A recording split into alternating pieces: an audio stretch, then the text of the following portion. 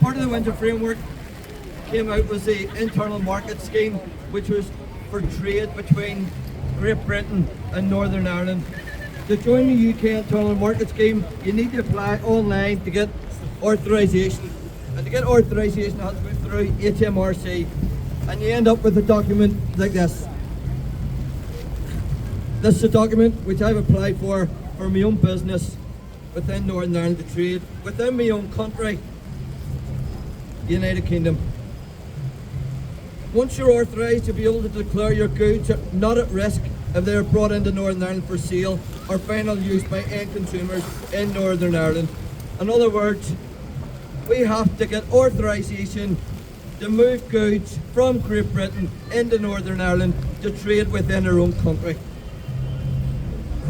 All goods at risk will be charged the applicable EU duty.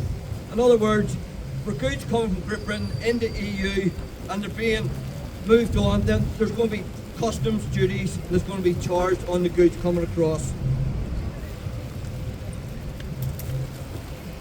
Part of the agreement, they produced two lanes called the Green Lane and the Red Lane under the Windsor Framework. It provides a new basis for trusted traders, so you have to be a trusted trader to use this system to move their goods through the new Green Lane.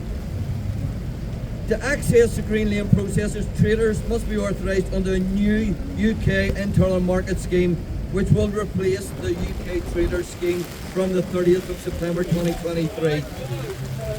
To remove goods from the 30th of September 2024, the UK Internal Market Scheme authorised traders will be able to benefit from providing the simplified data to move goods through the Green Lane. In other words, you have to provide data and information to move goods within your own country. When making a movement, most traders will provide the data about the movement to their haulier or directed to the Trusted Trader Scheme. The data required for the Green Lane can be drawn from existing commercial information. All this is all to be trading within your own country. We are no longer being treated as part of the United Kingdom. All this is under EU rules and regulations. Folks, all this breaks the Act of the Union, which binds our four nations together. We therefore are no longer treated as equal citizens within our United Kingdom. Article 6 of the Act of Union states that all parts of the United Kingdom forever, in other words, it wasn't to be changed, from and after the Union shall have the same allowances, encouragements and drawbacks and under the same prohibitions, restrictions and the regulations of trade. Right, so we're meant to have the same regulations of trade and liable to the same customs and duties and import and export. This has all now been changed. We no longer have the same regulations of trade as England to Scotland or Wales has to England. Until this main issue is resolved, then there should be no storming.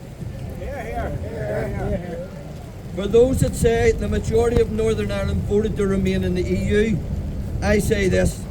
The current polls still show that the majority of people within Northern Ireland wish to remain within the United Kingdom. So let's start talking about that. Restore Article 6 and let's get storming back. I say to Sinn Féin, who also pushed this agenda, it was a UK-wide vote. The question on the ballot paper was, should the United Kingdom remain a member of the European Union or leave the European Union? The UK joined the EU as one, and we all should have left as one. It's that simple. On the above argument from Sinn Féin, the Alliance, this is a question which needs to be asked to them for clarification. If there was a vote tomorrow on unification on both sides of the border and the overall majority was 51.9%, but the vote within Northern Ireland was 44.2% for unification and 55.8% to remain, would Sinn Féin be happy to argue that the majority of voters within Northern Ireland wish to remain in the UK and there should be no change? I don't think that would happen. I think we all know the answer to this one, and it doesn't suit their agenda. Folks, the Windsor Framework never was and never will be about protecting the single market our peace and stability, as well as the Good Friday Agreement.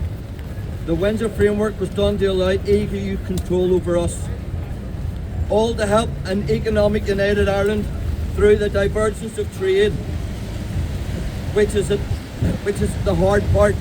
Once they get this sorted out, then the political part will follow next. This has been done by threats to the peace process by the Irish government, threats by Sinn Féin of Republican violence, threats from the American administration if the British didn't agree to Northern Ireland remaining in the EU, there would be no trade deals. Threats from the EU about trade if the British government didn't leave Northern Ireland under EU control. The likes of statement by Claire Hanna where she said, and I quote, "You cannot imagine people would take any of this without civil disobedience as a very minimum." All this was talked about when there was a land border mentioned. You know that border that is already between two jurisdictions, which is two different governments and two different currencies. There is a border there.